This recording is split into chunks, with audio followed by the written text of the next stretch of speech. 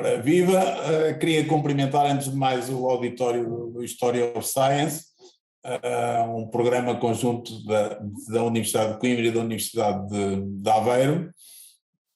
E, enfim, queria começar por agradecer, enfim, o convite e por dizer, já estávamos aqui há pouco a conversar sobre isto, por dizer que o meu interesse pela história da ciência começou, no fundo, pela minha paixão pela história dos judeus portugueses, judeus e cristãos novos. A temática desta temática, a questão judaica, é uma questão essencial na cultura portuguesa, sobretudo nos séculos XV, XVI, XVII, XVIII, enfim, mas deixou marcas até aos dias de hoje. Enfim, não é uma coisa que tenha tido, enfim, um ponto, digamos, crucial num determinado ano. É uma questão que abarca séculos. E enfim, eu comecei por me formar em estudos clássicos, e por trabalhar no meu doutoramento sobre um poeta que é um cristão novo chamado Diogo Pires, que estudou medicina em Salamanca. Depois, a partir daí, no fundo, cheguei aos textos de um médico português chamado Amato Lusitano, um médico também cristão novo, que esteve enfim, que saiu de Portugal em 1534 e passou o resto da vida no desterro, e que escreveu uns comentários ao célebre tratado sobre a matéria médica do autor, escrito no século I da nossa era por Dioscórides. Muito bem, sobre o Amato Lusitano não há muito a dizer, evidentemente, e o que eu acho que é de sublinhar, enfim, é uma das figuras maiores da nossa medicina humanista, tanto do século XVI. É um homem que se formou aqui em Portugal primeiro. Ele é natural de Castelo Branco, formou-se na Universidade de Salamanca, onde fez o bacharelato em medicina, juntamente com muitos outros portugueses, alguns deles cristãos novos, tal como eu. E por volta de 1534, 1 ou 2 anos antes do estabelecimento da Inquisição em Portugal, sai do país. Dirige-se a Antuérpia, onde passa 6, 7 anos, até ao final da década de 30 está em Antuérpia. Amato Lusitano pertence a uma família de mercadores, de grandes mercadores, que estão estabelecidos no negócio das especiarias, e que estão estabelecidos em Antuérpia, em Lisboa e provavelmente noutros sítios, pelo menos nesta época, e ele, no fundo, está ao serviço da família. Está ao serviço da família nestes primeiros anos e acompanha a família. O percurso que ele vai fazendo, no fundo, acompanha a família. Logo em Antuérpia, ele demonstra um grande interesse pela matéria médica e publica um primeiro esboço, um primeiro livro, que é um esboço de comentário à matéria médica de Dioscórides.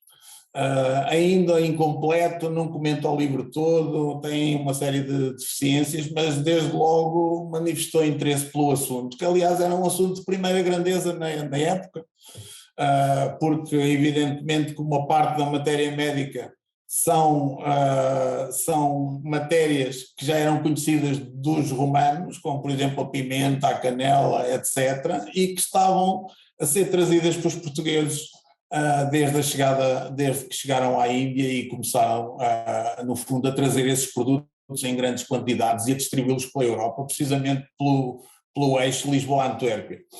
E Amato, no fundo, é um homem privilegiado porque, simultaneamente, tal como outros médicos na Europa, está a estudar a matéria médica, mas tem um conhecimento direto, tem um contacto direto com essas matérias, com as pessoas que as trazem, com as pessoas que veem as plantas no Oriente, e que lhe dizem como é que as coisas funcionam, como é que são as plantas, como é que são os frutos, etc, etc, e isso permite, no fundo, ter um avanço em termos de análise, em termos de exposição, quando comenta o Tratado Grego. Enfim, toda a gente queria saber como é que era a pimenteira, mas nunca a descrição que o Dioscórides faz da pimenteira é uma descrição que não está certa, provavelmente nunca a viu. São descrições feitas em segunda mão, com deficiências, e não, quer dizer, conhece-se a pimenta, mas não se conhece a planta. Pois os naturalistas têm uma atenção, evidentemente, em descrever a planta, como é que a planta é. E é esta tensão que se vai sentindo entre o passado, entre, no fundo, o mundo clássico e a tradição clássica, e o que está a acontecer no momento. Isto salta aos olhos na obra do Amato. Estou a dar o exemplo da pimenta, mas há outros exemplos. E 10 anos mais tarde, o Garcia Dorta, no fundo, ele próprio, que já está no Oriente, vai fazer descrições muito mais aprofundadas sobre esta parte da matéria médica, mas o Amato, 10 anos antes, já tem dados. No fundo, por exemplo, pediu a uns amigos que lhe trouxessem uns grãos de pimenta verde em vinagre. E ele viu como é que era, descreve e comenta. E por vezes é obrigado a dizer que o Dioscórides não tem razão, ou que a descrição dele não foi feita a partir, digamos, da planta e que ele não conhecia, etc. Portanto, no fundo, negar aquilo que está no texto matricial. Estou a dar o exemplo da pimenta, mas podia falar da canela, podia falar de outras matérias.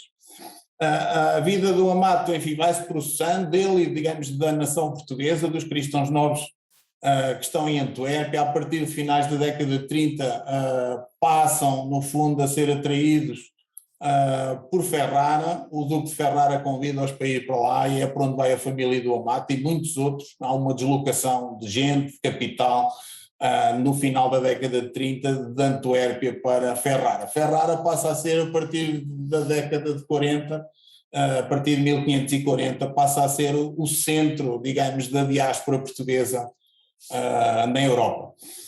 E é-o durante várias décadas, não é? A par com Veneza, onde há também uma grande concentração, ou Ancona, uma outra cidade mais a sul. E Amato, ao fim de um ano, está a dar aulas no Estudo Geral de Ferrara. A família está muito bem colocada, tem negócios diretamente com o Duque de Ferrara. Aliás, um dos familiares de Amato foi ele próprio a estabelecer o acordo de deslocação diretamente em nome da nação, estabeleceu negociações diretamente com o Duque de Ferrara para que a comunidade se deslocasse. Portanto, isto não acontece por acaso, há negociações. O Duque de Ferrara queria atrair estas pessoas para o seu território e conseguiu. E Amato, a partir daí, no fundo, entra na universidade, tem acesso a um outro mundo. E é neste, digamos que é neste período em que está em Ferrara e em Ancona, durante a década de 40, que ele vai escrever, digamos, o seu comentário, que sai em Veneza em 1553, o seu comentário, que é o comentário, o livro, digamos, completo, que comenta o livro original em todos os seus 5 livros. E que sai em Veneza, dizia eu, em 1553, e que é um livro extraordinário. Foi esse livro que nós temos vindo a analisar. Ele não traduz o original grego, faz apenas comentários a cada uma das partes. O livro é como se fosse um catálogo, e ele faz os seus comentários em latim. Na época, muitos outros autores na Europa estão a fazer o mesmo, nomeadamente um italiano que é o mais famoso comentador de Dioscórides, que é o Pietro Andrea Mattioli, um médico de Siena. Esse traduz para italiano e comenta, e a sua obra tem imensas edições. Ou, por exemplo, Andrés Laguna, que é também converso, original aqui de Segóvia, mais perto de nós, aqui da Península, que faz uma tradução do original para castelhano e comenta também em castelhano uma obra que saiu em 1555. Portanto, há aqui 2, 3, 4 autores que se destacam aqui no início da década de 50, no comentário e na tradução aos livros da matéria médica. Isto porque, como eu estava a dizer há pouco, este tema é um tema de primeira grandeza. Se quisesse, no fundo, destacar qual é a importância da obra do Amato, eu diria que é uma obra importantíssima porque, no fundo, é uma obra onde ele, de alguma maneira, ele tem duas obras, tem tratado sobre a matéria médica, estes comentários sobre a matéria médica, e tem uma outra obra ainda mais conhecida de medicina prática, que são as centúrias de curas medicinais, que são uma espécie de boletins clínicos.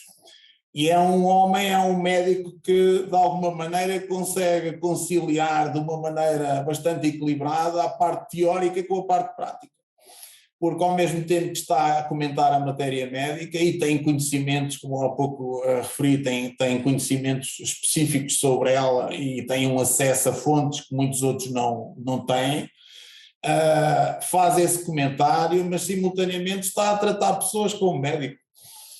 E nós, a partir dessa obra das centúrias, temos acesso e sabemos como é que ele tratava os pacientes, como é que ele preparava ou mandava preparar os medicamentos e como é que os administrava, como é que os mandava administrar, em que proporções. É esta conciliação entre a parte teórica e a parte prática, penso que é um ponto bastante importante na obra dele. Além disso, é um autor bastante conhecido, a sua obra foi imensamente publicada, tanto os comentários, mas sobretudo as centúrias, que foram publicadas pela Europa fora, e durante todo o século XVI e XVII, há 7 centúrias, e as publicações, há dezenas e dezenas de publicações nas praças mais importantes da Europa. Essa obra é publicada e é utilizada, é uma obra que qualquer médico queria ter.